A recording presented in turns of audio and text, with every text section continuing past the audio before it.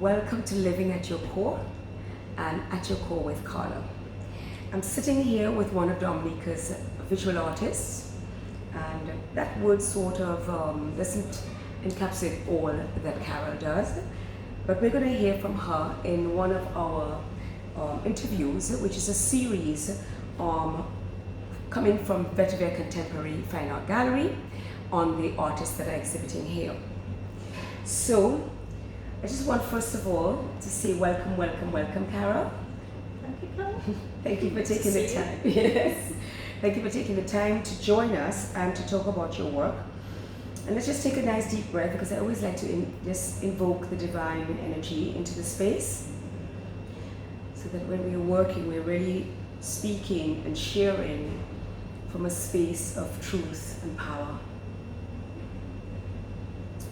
Great.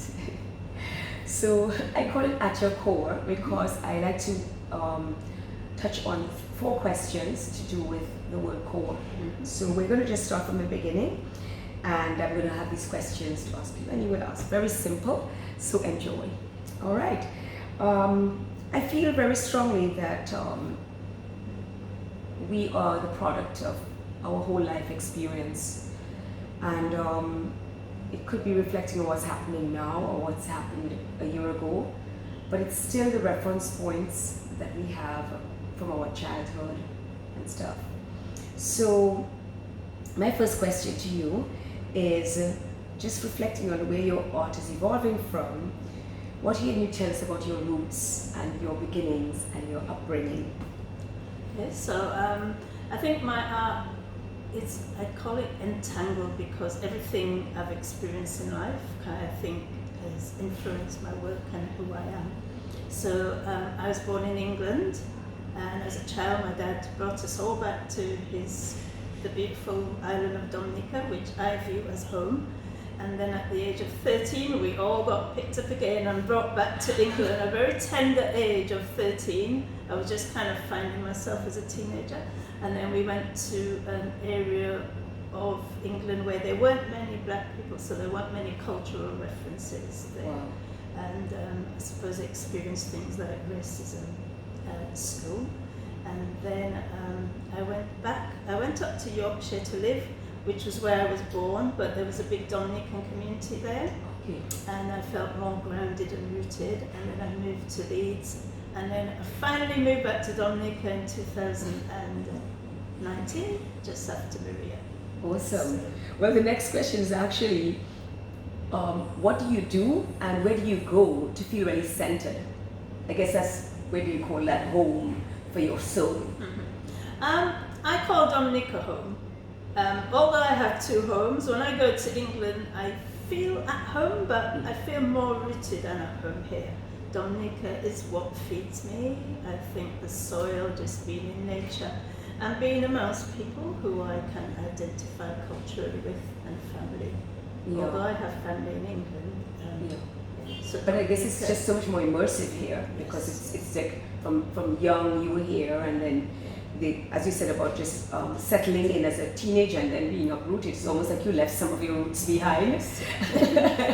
And I mean, I know your work, I know what kind of work you do, but as you were touching on the soil and nature, being around nature, my next question is really about your opportunities that have been open to you. So you've had both, really, the UK experience and England and Dominica. What are some of the most, or maybe a couple of most profound opportunities that you've had that shaped your art? Okay.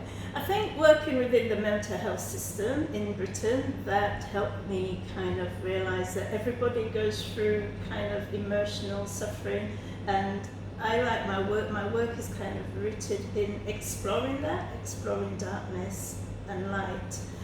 More recently, I had a commission with the World Reimagined, which was looking at transatlantic slave trade history, and I was invited back to England to do a commission to paint one of the globes, paint one of 103 globes that were touring Britain. Excellent. And for me that took place during the kind of end of COVID, and it was a very important time for me, just going back to England, seeing family, reconnecting, and also the opportunity to create beautiful commission. So during that time, were you working also with the other artists, or were you working on your globe on your own? No, I was working on the globe on my own. On your own, okay. Was... But did you have an opportunity to maybe reflect with the other artists at all on what they were working on? No, not really, because I was one of the first to go over. There were Okay. 6 artists from the Caribbean who went over. The others were based in Britain. Oh, okay, okay. So I was one of the first to go over.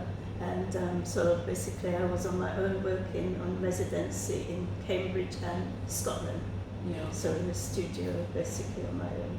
And I mean, I've seen the globe, and I obviously linked this to the bottom of the video, the project, and it really called on the nature of, and I think mostly inspired by Dominica, but I guess being Dominican and living here, I can see the Dominica in it, but it really called on the nature and being at one with nature. And maybe you can just say a little bit more about, because the next question I was going to ask you is, what inspires you? What are the resources that you're using in your nature? But maybe you can just talk a little bit more about what was on the globe. Okay, I'm very interested in roots. I'm very interested in botanical roots in particular. So in my work, I look at the history. My work is very research heavy. So I do a lot of research into the original uses of plants, the history of plants that are here, and how things have moved across borders. So the fact that a lot of the plants we have here in Dominica are not local, they're not native, they've been brought in through colonialism. And also look at kind of indigenous cultures, how the Kalinago people engage with some of the plants, and try to pull some of these threads out so I can kind of understand myself, understand the history, and weave all these kind of influences together. So by doing that, I also grow some of the plants so I can explore their roots. I draw, I extract natural dyes from them, I extract fibres, and I look at in depth at the history as well and try to weave that through my work. And we're sitting right next to one of your pieces here. I don't know if you want to, I mean, your work is so diverse. That's the first thing I wanted to say. It's so beautiful because Carol will also be working with her dyed fabrics, beautiful scarves, and the tapestry pieces that we had in the gallery on the last inaugural show actually. And then now you have some paintings, and so maybe you can touch a little bit on, because I can see the roots, I can see the botanicals here. Maybe you can touch a little bit on this one. This piece was really inspired by Oku, who was the Yoruba god of agriculture. So here it features the yam, which were a very significant crop, and the person in the background is kind of interwoven into nature. And this piece has been through a bit of transformation. It was finished and I actually worked back into it, and and also looking at the moon cycles, the whole traditions we've got of agriculture, farming, and it's titled Potent, so it talks about our rich soil and our rich botanical heritage here. I absolutely love it, and that's the thing about a painting, right? When is the painting finished? When it's bought, when it goes to somebody else's home, right? That's what people always say. Once it leaves your studio. Exactly. All right, so we touched a little bit on your resources. We were talking about your diet. I asked you that question already. And so we're coming to the E of core, right? And what I wanted to know is, for you, it is such a journey making each of your pieces, each of your works of art. To me, when I look at it, I feel that you are on a journey with them. So what do you want, or how do you want the audience to engage with your work? Because for me, engagement is quite important, because that's why we're doing to feed other people. And so I'm interested to find out, how do you want people to engage with your work? Ideally, I'd love people to be emotionally moved in some way. I mean, it could be just that somebody engages with the colour and just a feeling of it. But I would like people to understand a little bit of the background and a little bit of the history and the research that goes into it. But ideally, I'd love people to be emotionally moved in some way. Excellent. Even if it means experiencing a little bit of sorrow, because I like to play with that darkness and light of emotion. Well, there can't be light without darkness, right? And I think on your Instagram, you show some of your processes and you show detail of your work. So Carol, just give your Instagram handle. So for people It's that are at Carol Sorhaindo. at Carla Sorhaindo, right? So on there, you can see a little bit about your process. I think then people engage also with the concept of your deep research and the not just the emotion of it, you know, but the technicality of it, you know. Because sometimes I think when I think of engaging, I like to think of, you know, how do I want it to activate people? Do I want it to inspire me to go and do some research myself? And whenever I look at your Instagram that is focusing on your research sides of it, I like literally run to my color box, you know, and start getting deeper into my color theory and stuff like, because I get back into that research. So I think for me, that's how I engage with it as well. I mean, obviously I know your work because I talk to you a lot about it. So I do look at, I mean, I'm looking at another piece here which is called Bitter Pill, and for me that piece is like so profound and bitter, you know, for what it speaks to.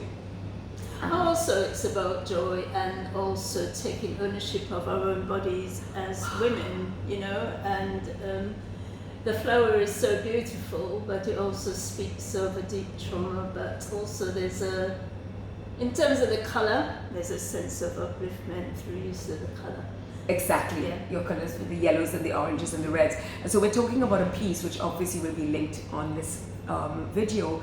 It was a bitter pill, and it was during the time of slavery that the women, when they had been raped or they didn't want to have this child, to subject the child to slavery, they would swallow this substance from this beautiful plant to help them to abort the baby. I have that right? Yes. Yes. So it sort of speaks to that, but I hear you, the control is another. I just saw it was really the sadness of it. So thank you. Right, so we touched on that. And last question in closing, okay, I don't want this to be too long because I want people to really engage with it and want to just rewind and hear your words because it's so beautiful. And hand on heart, you know, Carol, I want to know, what is your driving why? When you read Napoleon Hill, he talks about your one main aim in life. You know, so when you think about that one non-negotiable bucket list vision or passion that keeps you creative and courageous, what is that? I suppose for me it's to be able to create, to have the freedom to create. I'm not that ambitious in terms that I don't have a dream of what I'd like to be, like a famous artist or rich or anything. But for me, to have the freedom to create and to explore the natural resources. At the minute I'm trying to go back to nature totally, so I'm trying to create pigments from earth and things like that. So to have the freedom, a little bit of time, and just to enjoy and explore nature in that way. Yeah, that's and care for my family. That is really my. Well, that sounds pretty rich to me. Yes. Because I think the most valuable thing in this world is freedom and time. And you were just nurturing that for yourself and love and family, you know? Because without time and freedom, you can't be with your family to enjoy your family and care for your family. So this is great. So I really enjoyed talking to you. Thank you, Carla. Yes. It's interesting looking at in depth. I looked at some of the questions earlier, and the final question, I'm like, what is it? But yeah. Yes, I think it's good. It's really rich. I think that response is pretty rich to me. So thank you for joining. Leave your comments below because this will be on our YouTube, on my YouTube channel, Living at Your Core, and under the artist section, playlist. Okay, so thank you for joining us and do leave your comments. Okay, thank you, Carla.